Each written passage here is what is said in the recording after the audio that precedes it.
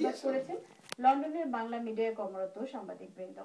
রবিবার পূর্ব লন্ডনের আলতাবালি পার্কস্থ শহীদ মিনারে অনুষ্ঠিত এক প্রতিবাদ সভাতে এই হামলাকে সাম্প্রদায়িক কাপুরুষিত এবং বর্বরোচিত বলে আখ্যায়িত করে এই হামলার তীব্র নিন্দা জানানো হয়। সভা থেকে নাদিয়ার উপর হামলার সাথে জড়িতদের অবিলম্বে গ্রেফতার করে আইনের কাছে সোপর্দ করার আহ্বান জানিয়ে বলা হয়, এই বিষয়টি নিয়ে যেন দলীয় রাজনীতি না করা হয়।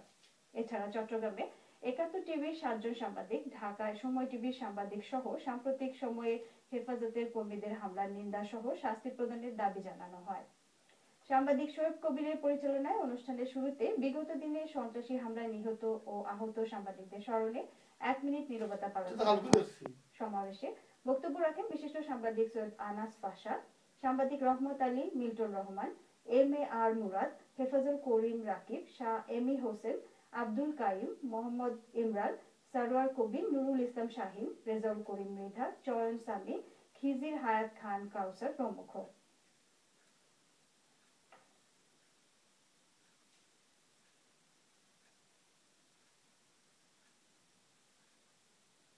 আজকে খুব দুঃখ ভারাক্রান্ত মনে এখানে উপস্থিত হয়েছি। আপনারা জানেন আমাদের সহকর্মী একজন সাংবাদিক বোনের উপর আক্রমণ করা হয়েছে কালকে হেফাজতে ইসলামের সমাবেশে।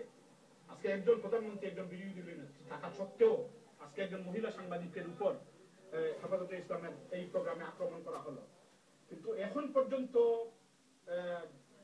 সরকারের পক্ষ থেকে কি উদ্যোগ নেওয়া হয়েছে এই দোষীদের চিহ্নিত করার জন্য, অথবা বিরোধী দলীয় নেত্রী